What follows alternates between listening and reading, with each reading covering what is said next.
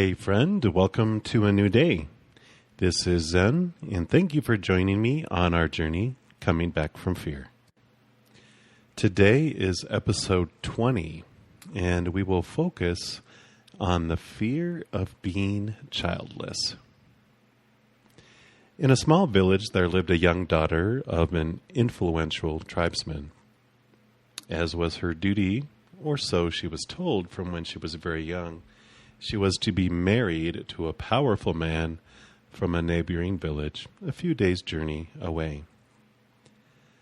When she reached that magical age of 17, she was married and moved to the other tribe. Each spring solstice, her family would make a trip to go visit her. The first visit, they expected to be greeted by their first grandchild. But each time they visited, over the first 3 years, they were disappointed. When arriving on the 4th year, their fears were confirmed by a doctor that she could not be able to have children. The family did not return the next year for a visit. During that same year, her husband had a fatal accident and she was left alone. A few years went by, and her mother finally convinced her father that they should go visit the daughter, knowing that their son-in-law had passed. Upon reaching the neighboring village, their daughter was nowhere to be found. They went to the chief of the village to inquire about their daughter, thinking that she had most likely took her life out of despair.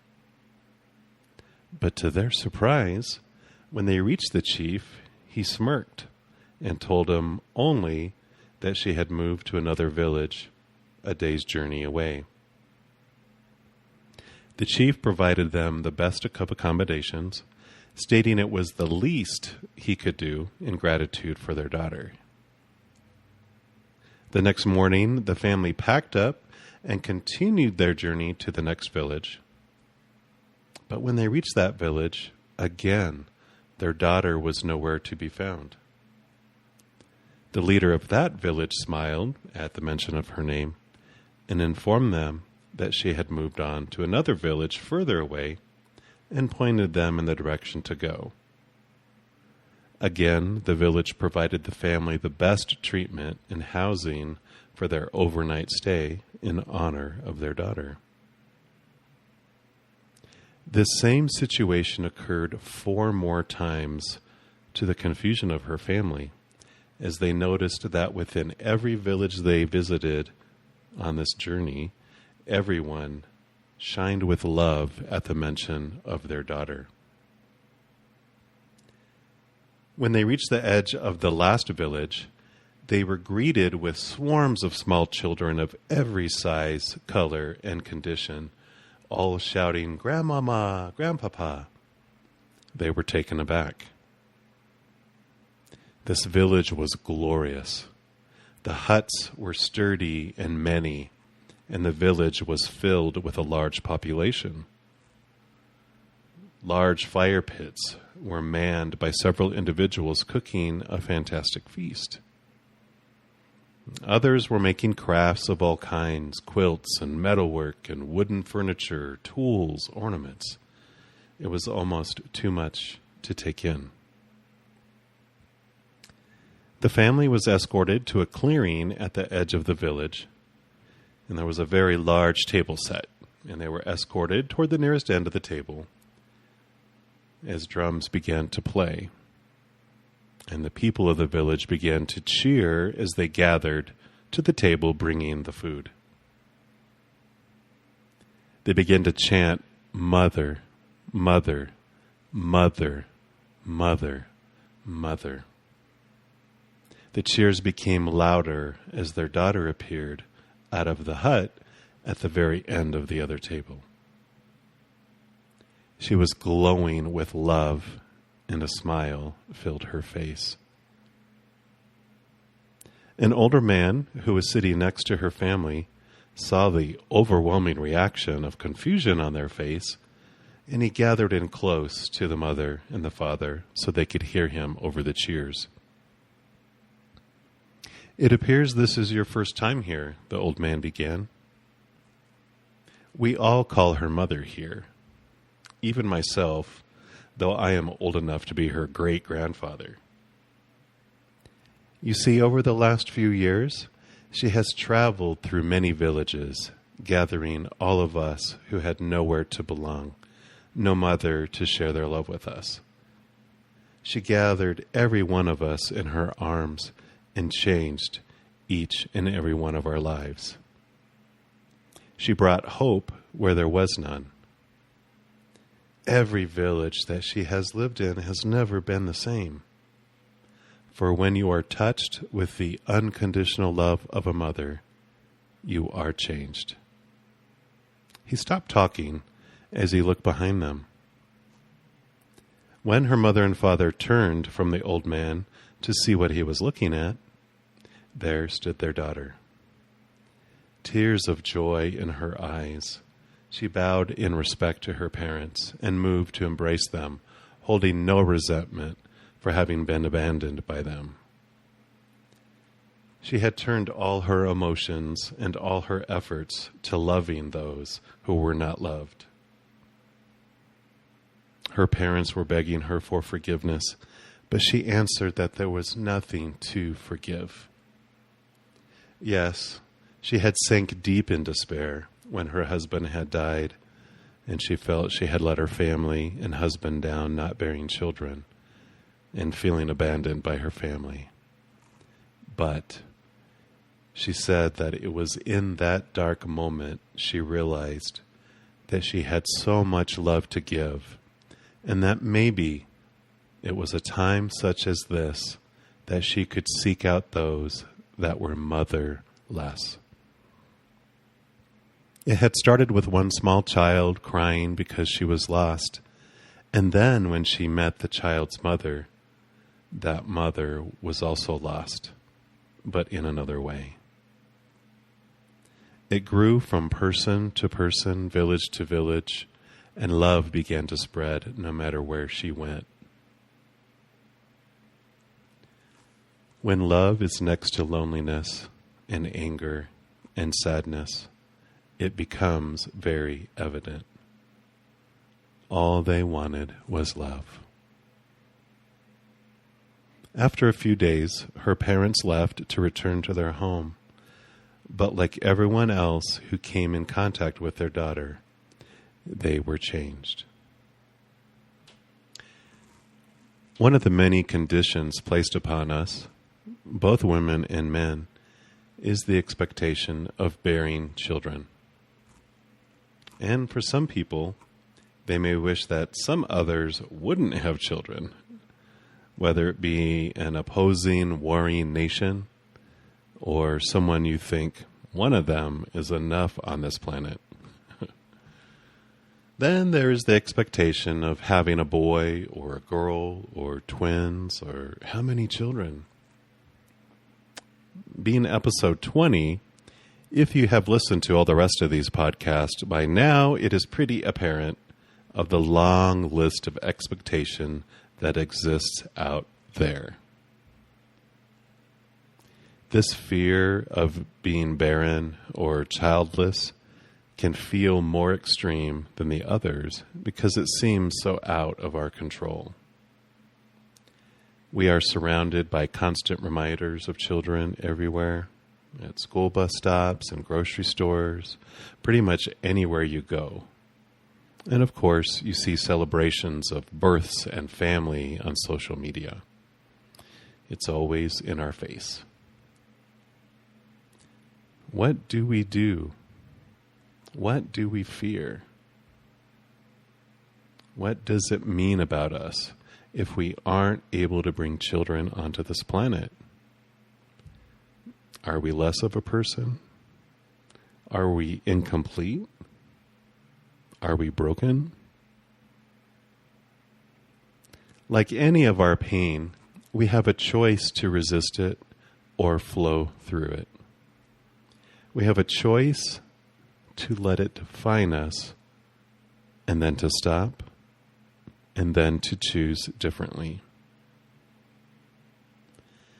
The power of choice comes when, rather than looking at the situation as something out of our control, we can instead choose to enjoy other children that are living around us. Listen to them. Laugh with them. Make their choice of unconditional love for themselves an easier one by showing each of them what unconditional love is. There are motherless everywhere.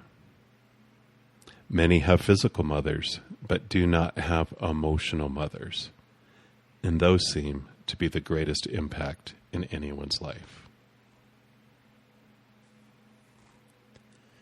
There are crowds of people in this world who feel alone. If you have an unquenchable thirst to be a mother and are not able to have children of your own and do not want to or cannot officially adopt a parentless child, then look around you. See who you are drawn to. Get to know them. Become that nurturing mother for them. Be a source of unconditional love and compassion. Be a spark of encouragement, an oasis in a desolate desert. This is one of the fears that people don't often openly talk about. Friends and family usually skirt around the situation, either because they don't know what to say and how to say it, or they don't want to hurt anyone's feelings. When we keep fears inside us and don't talk about them or question them, there in the silence and darkness, these voices of fear sound so full of truth, and they seem to never leave us alone. When we talk about them and face them, we bring them into the light of love, and suddenly, when we are voicing our fears out loud, they almost begin to sound a bit silly sometimes. I am no one without a child. Really? Is that true? There have been so many amazing people in the world who didn't have children. I am disappointing my family by not being able to have children. Is that true? Have you talked to them about it? If they say that it is true, then you get to find freedom in the fact that no one is responsible for anyone else's feelings. We all have our own personal choices on how we are going to define situations for ourselves. And if someone chooses to be disappointed by something, well, great for them. That has nothing to do with you.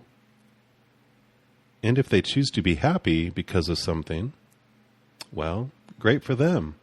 That still has nothing to do with you. Because tomorrow, they could choose a different emotion around that same situation.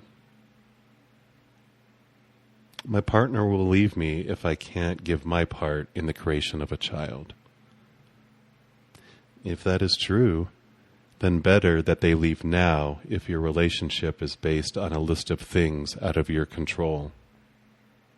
You would always find love interest again outside of yourself until you find the unconditional love inside of you for yourself. When we are tired of a fear, tired enough, we get up enough courage to face it.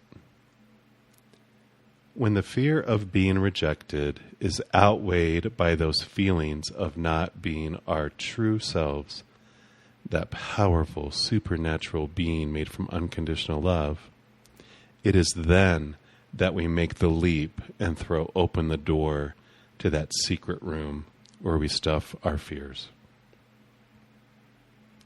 What an amazing experience it is when we discover that the fear was just a dear friend with a mask, showing us the contrast of fear, what it might feel like to be less.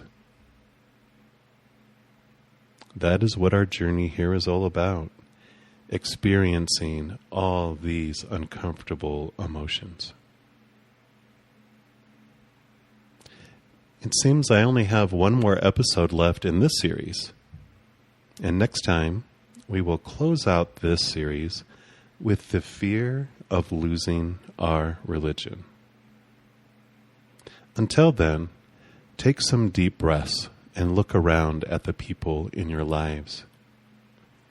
Is there someone who could use the unconditional love of a mother or a father?